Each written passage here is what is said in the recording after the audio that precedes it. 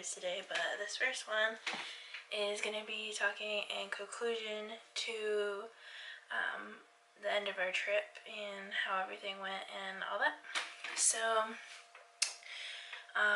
from the previous videos, you know that we went to Disney World from September 13th to the 18th, and everything went very, very good other than the Hurricane Irma circumstance. We actually ended up landing a half an hour early, and we were the first flight to Orlando from New Hampshire since the airport shut down on Saturday. So we left Wednesday morning at around 6:30 a.m. And it was a fully booked flight. I think there's a lot of people going back home who came up here from Florida for refuge. So we actually landed like a half an hour early, got off the flight, went down to Magical Express. One complaint that I do have is, or one suggestion I should say, is have your magic bands ready. It does say when you use Magical Express to wear your magic bands on the flight. This is how they recognize you and what resort you're going to, and if you have a valid resort stay, they will scan your magic band and get all your information. It's very, very easy. It's very, very quick. It makes the process streamlined. If you do not have your magic bands, then bring your paperwork with you. I know a lot of like UK people or Australia or anywhere overseas, they don't send your magic bands to you, so just be aware of that. But I always bring my magic bands and I print paperwork out, and bring like that Magical Express paperwork with me so that they can easily look it up, and it just streamlines the process and makes it that much quicker.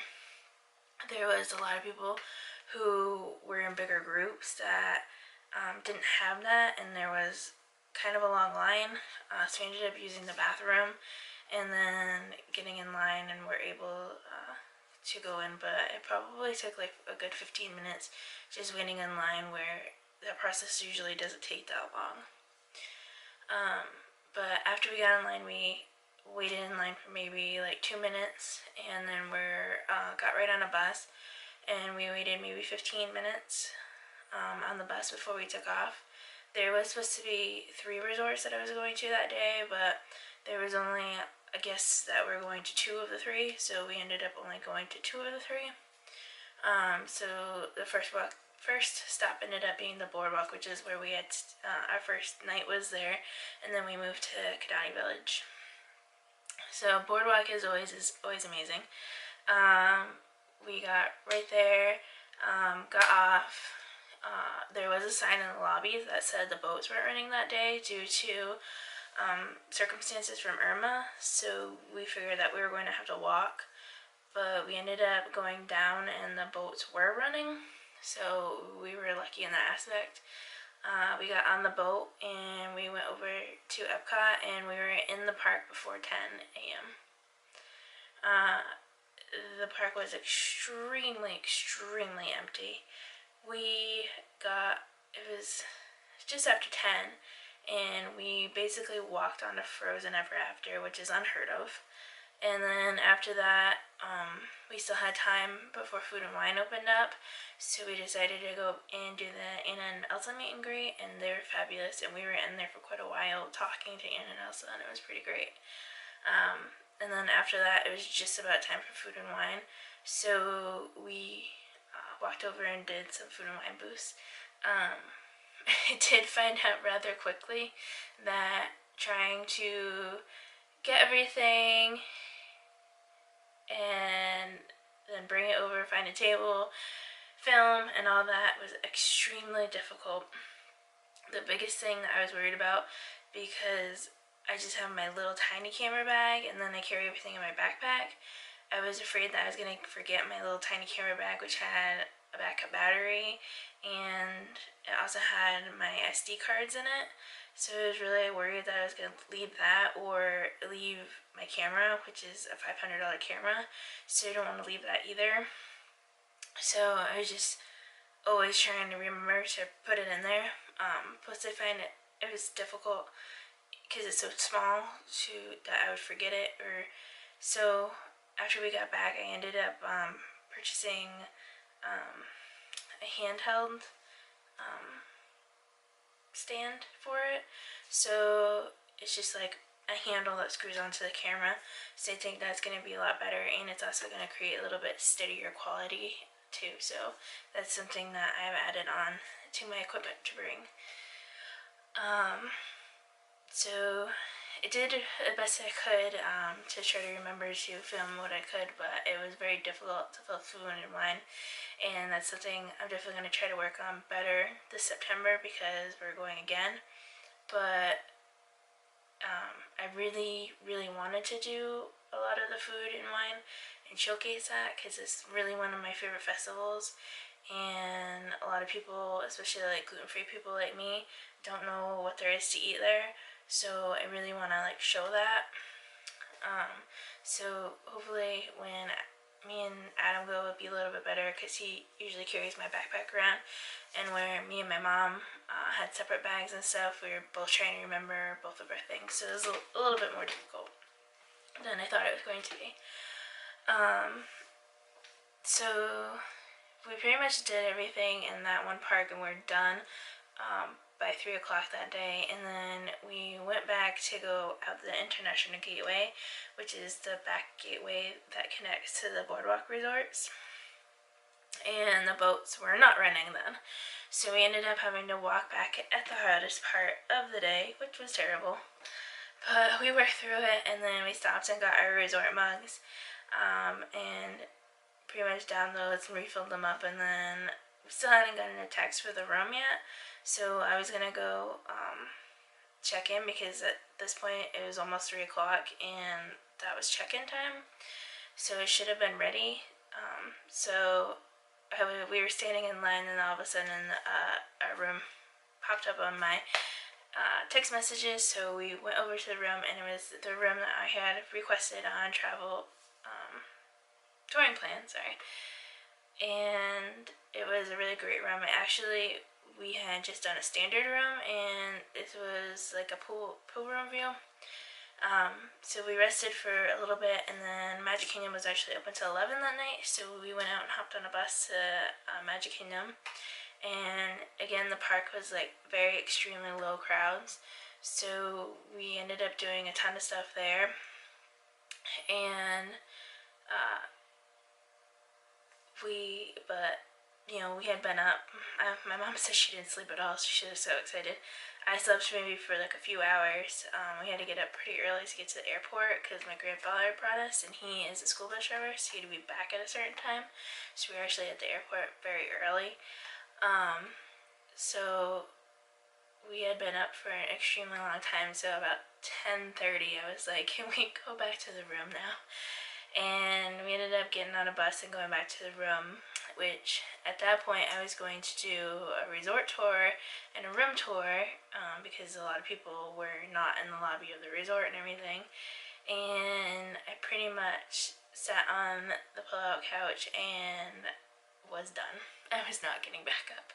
And then in the morning we woke up and checked out, so I virtually didn't have any time in the morning to do that. So some other time we will stay at the boardwalk and I will do a tour of there. So the next day because we had gotten so much done at both Magic Kingdom and Epcot, we decided to go over to Hollywood Studios for a little bit and give that a little bit of a try. My mom ended up going on Tower Terror by herself because I chickened out. Then we went on a Toy Story Mania, and she had never done that ride, and it was a walk-on. We did not have fast passes for anything. Both were walk-on. We got there just after the park opened. Maybe it's open for like 15 minutes or so, because we took the boat, so it took a little bit longer. So we did that, and then she wanted to get some breakfast, but we were looking around and there really wasn't like any kind of spot to get breakfast. We were gonna walk over to the other end of the park, but there really wasn't anything over there with not much being open at Hollywood Studios right now. So we decided that we would just grab a drink, and then we decided that we were just gonna go over to Epcot and do some more food and wine. So that's when we went over to Epcot via the boat. You can actually take the boat. You just end up stopping at all the resorts, so it takes a little bit longer. But you can also get off and then wait for the Epcot boat. But it's the same boat, so they just do a big loop. So you might as well just stay on the boat. So then we ended up going in International Gateway, which comes out between France and England, and then we ended up going to the right and going to France and Morocco. There was a creme brulee I wanted to try at France, which I never got to try. That was gluten-free, but I didn't want dessert for the first thing, so we ended up going to Morocco first. So that's at the point where I didn't get to film very much, unfortunately. So I think, I'm trying to think of what my favorite dish was this year. I still think that this beef skewer at Patagonia is my very top favorite. The pork belly this year was a little bit dry, and it just didn't have as much fat on it, which is what pork belly is, so it was kind of odd to me, but it's still very delicious. And the Brazilian cheese bread is very good from Morocco. This year, for some new things, the charcuterie board, or charcuterie in a cone, I should say, from Spain was very good. It does not say that this is gluten-free, so if you are very severely, I would not try it.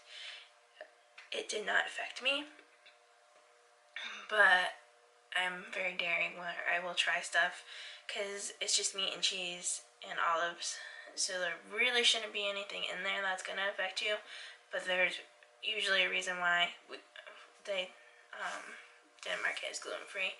But of course you can talk to some of the cast members there and ask them questions about it. Me and Mom shared it, so it wasn't like I was eating like a ton of it, but it was very good. And then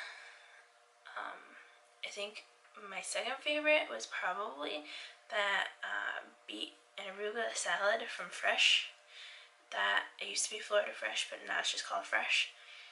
That was very, very delicious, and I almost didn't get it because it looked very not good. But it was really, really good, and I've been like trying to look up the recipe to recreate it, and I cannot find it anywhere, so I really hope they bring it back when we go in September, because I want to try it again. And it was only $3.75, so it was one of the cheapest dishes at Food and Wine. Another thing that we tried that was really good was, and I can't remember what it was now. It was one of the tacos at Mexico, and this year the whole Mexico board was gluten-free, so we tried 2 different tacos, and one taco was not good at all. It was gross, and I would not recommend it, and it was also very messy. And then the second taco that we had was very, very, very good. I definitely get it again. It had like a sauce, like a verde, like a creme fraiche verde sauce on it, and it was very good. I just can't remember which one was which now. Sorry. But it does get very hot, so we went around World Showcase and tried to do as much food and wine as we can, but eating hot food when it's 95 degrees out is like very difficult. This is why I say take a few days to do food and wine, because was 35 booths this year for the 35th anniversary of Epcot, and it's just a lot, and it's hot, and it's hot food. My suggestion is, and this is something we're going to try this year, is try going in the middle of the week and at night. So I'm going to try to do that this year, see if it's a little bit cooler, and see how the crowds are. I've heard that it does get a little bit busier in the night, but if we go, we're going early September, and it's going to be not as crowded anyways, but a lot of people, I guess locals and stuff that live down there come to Food and Wine at night. But I think during the week it's not going to be as bad as what the weekends are. The weekends for Food and Wine are particularly busy. So after that, we were in Spain doing the charcuterie in a cone, and I got the text message that the room was ready. Animal Kingdom Lodge. So we finished up going around, and then since we had done the rides already at Epcot, we just headed out to the bus stop and got on the bus in Animal Kingdom Lodge, and we were staying at Canadi Village. So first impressions, the bus stop drops you off fairly close to the resort. So you just have to walk up a couple of sets of stairs and you get in there. It's like a couple of steps, not really a big deal. And then the lobby is, it opens up wide, but it's a particularly small lobby. And then there's like a big glass viewing area, and you can see out to the savannah part. And then there's downstairs, which only goes to the restaurant, sauna. And then so when you first walk in, there's a check-in desk, and then off to the right, there's the little store. So we didn't do like a whole ton of exploring here, just because we were very limited on time. But so to refill up on mugs, the only stations that we could find was one tiny small one in the gift shop, and then there was one by the pool, and that was all we could find. This seems odd to me for a TVC resort. Last year we stayed at Port Orleans Riverside, and they have the huge area and have a ton of drink stations. At Kidani Village, there was constantly always a line to refill your mug because it was this tiny little spot, and it's very cramped in that tiny little convenience store. This is something that I personally didn't care for. So we headed back, and then we chilled out for a little bit and decided that we were gonna go to Disney Springs. And we went to Disney Springs, and I told my mom, I said, it's changed a lot since the last time you've been here. You'd be very surprised. And we were gonna go to the boathouse for dinner. So we dropped off at the bus stop, went through Center Town, and then you come up, and I knew where I was because we had just recently been there, and from watching the Tim Tracker videos and stuff. So when you come out the center, you come out just next to the Lime Garage escalators, and then Amaretti's is like right here, and then the big like Disney store and stuff. So we walked down, and we're headed towards, because I knew Boathouse was near Raglan Road, so we headed towards there, and she started going towards the bridge where Rainforest Cafe is. I'm like, where are you going? And she's like, I'm going to the boathouse. I'm like, the boathouse isn't over there, it's over here. And she's like, no, it's over here. And I'm like, no, it's over here. I'm like, trust me, they've changed it a lot, it's over here. So I'm like, there is a big, and happened to be a big map there, so I'm like, here, I'll show you on the map. So I walked over to the map and I showed her, and she's like, seriously? I could have sworn it was over there. And I'm like, I know, they totally changed it, it was totally crazy different.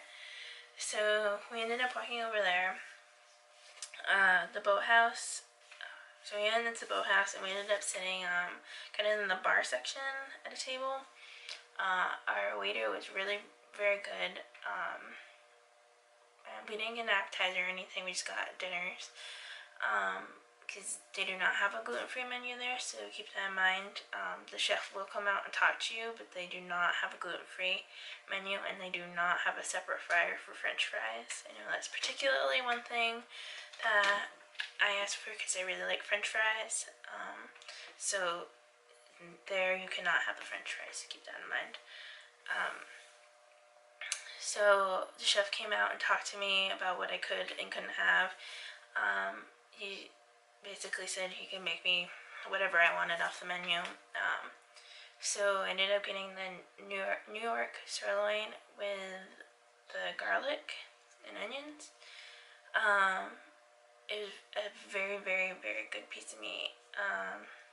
And he put extra garlic on there for me because I said I really liked garlic, which is really, really cool. The onions, they were pearl onions, and I didn't really care for them because they didn't seem like they were cooked all the way through. So I kind of picked those off, and then I ended up getting the garlic mushrooms, garlic marinated mushrooms, and they were not good. I didn't like them. I wish I had gotten the asparagus instead.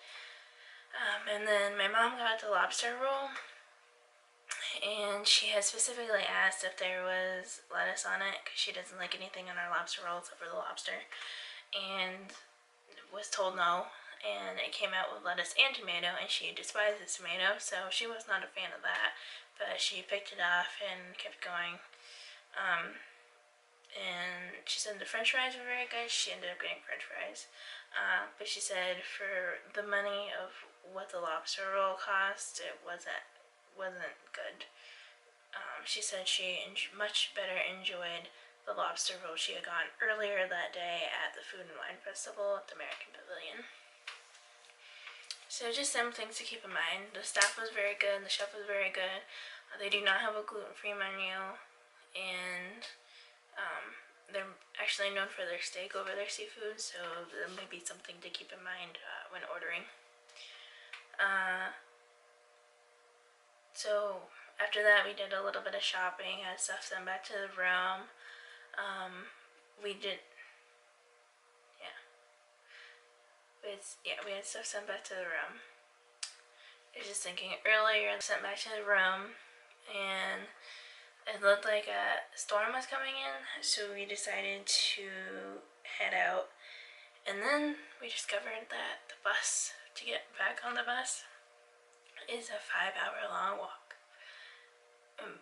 Just keep this in mind, it does take a very long time to walk to your bus stop at Disney Springs.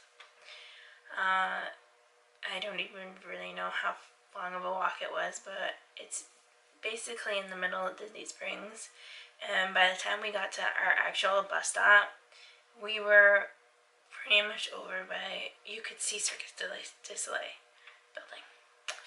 It was a very, very long walk in the heat, and thankfully a bus came rather quickly, and then the storm was rolling in, and we got just on the bus just as it started to rain. So then we went back to the resort, and we had a little bit of time, so we decided to go check out the pool. Pool area is very, very cool. They have a great big play splash area for the kids, which happened to be closed over there. We were there, they're refurbishing it or cleaning up some damage from Irma. I'm not really sure which. But it is a big pool. I wanted to go down the water slide, but when we went that night, there was no lifeguard on duty, so we couldn't get onto the water slide. I do have to say, because I want to be completely honest with you, when we were over in the hot tubs, there was a very distinct smell of animal waste, and that might be off-putting for some people. I mean, I have animals, I have horses, I'm kind of used to it, but it was very, very ripe, and it was kind of a little off-putting when you're trying to relax in a hot tub. So just keep that in mind when staying there, that there is savanna, there is animals, they do have to put the waste somewhere. So the other thing I don't like about the pool is the fact that you have to walk through the main lobby, or from where we were pretty close to the main lobby, so if you're staying at the other end of the resort, you're not gonna have to. But we walked through the main lobby, and then you go out to where like Magical Express drops you off, and like where you get Uber pickup or whatever. And then you have to walk across the road and then down to get to the pool area, and it's very weird to me. Like, it seems like the pool should be in the resort and not in the front of the resort. Which I understand because they have the Savannah, they can't, put pool right there. But it's just very strange to me. I didn't really care for having to walk out like that. But the pool area is very nice. And they had a really nice like pool bar. And then, like I said, your refillable mug stations are out by the pool too. So if you bring your mugs with you, you can fill them up out there.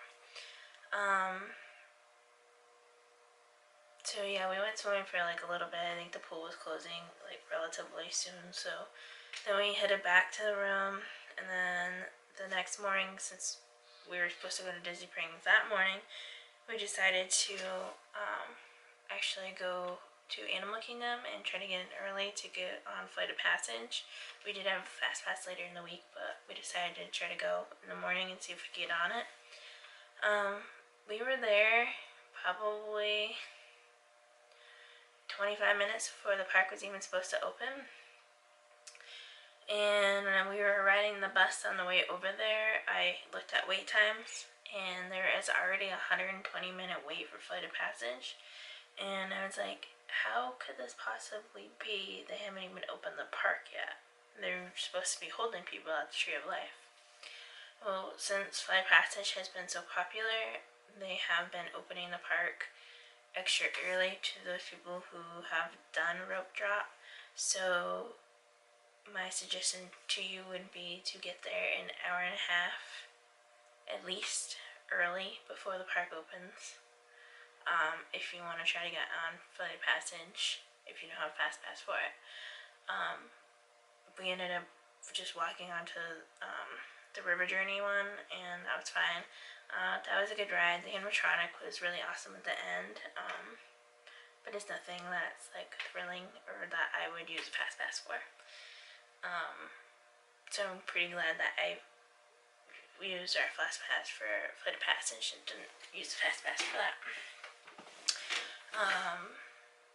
Then we did our safari and, did all that there. I think I filmed quite a bit of that day. So then that night was Mickey's Not So Scary because it's Friday. So we just spent a little bit of time at the park. And then we came back and relaxed for a little bit. We hit up the pool again, and then we came back and then ended up getting ready for the Halloween party. The Halloween party was amazing. It was actually calling for thunderstorms all day, and we didn't end up getting any, which is awesome. It was a beautiful, beautiful night. We had tons of compliments on our costumes, which I worked really hard on, so I was pretty happy about that. It was a great, great party, and there was hardly anybody there. It was just nobody. It was great. Highly, highly recommend this party. Mickey's Not So Scary Halloween party is a great, great party. We met a ton of characters, and even the line for Jack and Sally wasn't that bad. I think I asked and it was like a 45-minute wait, but it was getting pretty close to the fireworks show, and I didn't want to miss it because there's only one fireworks show. So hopefully it's not getting as popular, and I will eventually get to meet them one day. So then obviously we were up very, very late that night because we stayed until the park closed. We were on the first bus back, but because Animal Kingdom Lodge is pretty far away from everything, and I think we ended up getting back to like 1:30. Both of us were dying of thirst, and all the shops had been closed when we were walking out of Main Street, and so we couldn't stop anywhere to get a drink. And we were really hoping that there was the drink station at the resort would still be open, but I think it's because it's in a gift shop, it was not open. So we ended up going to bed thirsty because there was basically nothing else that we could do. So just keep in mind of that, like try to get a drink or something before the park closes, if you know you're gonna need one. Then the next day was Saturday. So that was the day we kind of chilled. We ended up going to Animal Kingdom again, and then we went to Magic Kingdom, which ended up being pretty busy that day. I think a lot of people still didn't have power from Irma, so they were coming out to the parks to do something. And then we ended up having dinner at California Grill, which is one of my favorites. It's very, very delicious again, and again they're really great with a gluten allergy. And then we got an Uber and went back to the resort and just kind of chilled out for a while, so that was a nice little bit of a relaxing day. And then Sunday was our last day, so that was the day that we had breakfast at the Bon Voyage. Oh my gosh, I can't talk. Bon Voyage breakfast with Flynn Rider, Rapunzel, Ariel, and Eric. And I don't know if it was because we got there so early. We did the earliest reservation, which was 7:30. So we were seated immediately, like almost immediately from checking in. The restaurant is very, very nice. The chairs were very, very comfortable, and it was very spacious and spread out. We weren't sitting on top of each other. We were sat at a table for two, kind of in the middle of the restaurant. Our breakfast we ordered, this is a really great value actually. So for a character breakfast, they bring you out pastries, and they come out in frying pans, and then I got my own because I got gluten-free ones, and they came out on a mini frying pan, which is super cute. And they're very good. And then we ordered our breakfast, and it was $34.99 a person for adults, and it's a really great value. You could order anything off the menu, and they actually had steak too, like it's steak breakfast, so it was pretty good value. Mom ended up getting the Tower of Pancakes, which was huge, and it had like a strawberry stuff to put on it, and I think it came with bacon. And then I got Mickey waffles and bacon, and there was quite a few Mickey waffles, like I couldn't even eat it all, but they did kind of have a funky taste, which was weird to me because usually Disney Mickey waffles are very, very good, and they kind of had like this weird taste. So I'm not really sure what that was about, if it's just a fluke or whatever. And then the characters came out like very, very slowly. We already had our pastries and stuff by the time Flynn Rider came out, and he was the first one that came out, and then like Rapunzel came out, and then we got our breakfast, and then we were pretty much done eating before Flynn Rider even got to our table. So it wasn't timed very well. Again, it might have just been a fluke that day. I believe they were running behind because we ended up having to meet Eric, Prince Eric, at the little Flying Fish next door. They put us through the doors and we got to meet him and stuff, but like I said, it could have definitely been a fluke that day they were running behind and it wasn't. But I have heard from a few other people where they had the same experience, so maybe just something to keep in mind. But it's a great value. You like never ever see, unless it's for a special event, Prince Eric or Flynn Rider in the park. So it was a very cool meet and greet. And so we still hadn't rode Space Mountain and a couple of other rides at Magic Kingdom, so we decided to hop on a bus from there and head over there, and we did that. And then we ended up doing a bunch of character meet and greets that day, and it was not too busy. It did get busier in the afternoon, and then we had our fast pass for Flight of Passage, so we ended up heading back over to Animal Kingdom, and we did a bunch of character meet and greets over there. And then we ended up going over to Flight of Passage, which was absolutely incredible. The best ride I've ever been on, hands down. There was like one scene, and I don't want to spoil the ride for anybody, but there's one scene where I actually teared up just because of the music and the smells and just the scenery. It was just totally incredible. You definitely have to go on this ride. It's just crazy incredible. So after that, then we went to Pangu Pangu, which is the drink stand, and I had the margarita, the frozen margarita. That was very good. And then Mom had their specialty drink, which for whatever reason I will not remember the name of it right now. The Night Plus, that's what it is. And that was very good. It's very sweet. Actually, both drinks were pretty sweet, but that one was a little bit sweeter. But they were both really good. And we sat down in the Satuli Canteen area, which we did eat at a day or two previously. I think the day before. And that is extremely good. My favorite quick service on property now. Like, I cannot wait to go back to that. It was so good. So then we had our dinner at Tiffin's, which I did film. I don't think I actually said how good it was, but it was very good. And that is also a great value if you do the Rivers of Light dining package. It's $72 a person, and plus tax, then gratuity. But you get to pick anything off of the menu of an appetizer, an entree, and a dessert. And you can pick anything off the menu. Like I said in the previous video, that the charcuterie board was like $17, and Mom got that. And then we both got the tenderloin. I think that's what it was. And that was so good. I think it was brisket and tenderloin. It's very good.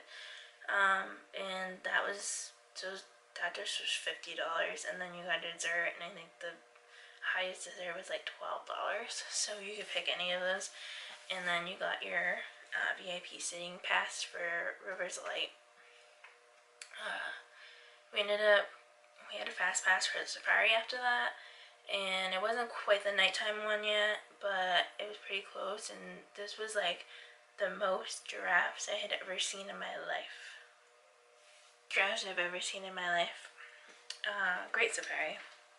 After that, we did another character meet and greet, and then it was pretty much our time for Rivers of Light. So we sat in the area and did that. The show is very good, actually. The music is very good. It just does not translate well in the camera. And then of course the music is copyrighted, so I have to do little clips of it. But I didn't do a whole video of it like I did for the Halloween stuff, just because it doesn't pick up on the camera very well. So it was very difficult for you to actually see stuff, so I didn't bother doing a whole long video of it. But it is a very good show. Another thing I was disappointed in is we never really were at Animal Kingdom at night, and my mom wanted to kind of get back to the resort because we had to wake up very early to get on our flight the next day. So I did not get to see Pandora and the bioluminescence, but I will this time in September. So the next day we had to get up early, get on the flight, all that jazz, and we had a good flight. There were like 40 people on a 149 person flight, so we could sit anywhere and had all kinds of space to spread out. It was very good. We had a really good trip. we got a lot done in a short period of time, which is great. So it's definitely doable to do Disney in 5 days, if you're ever questioning that.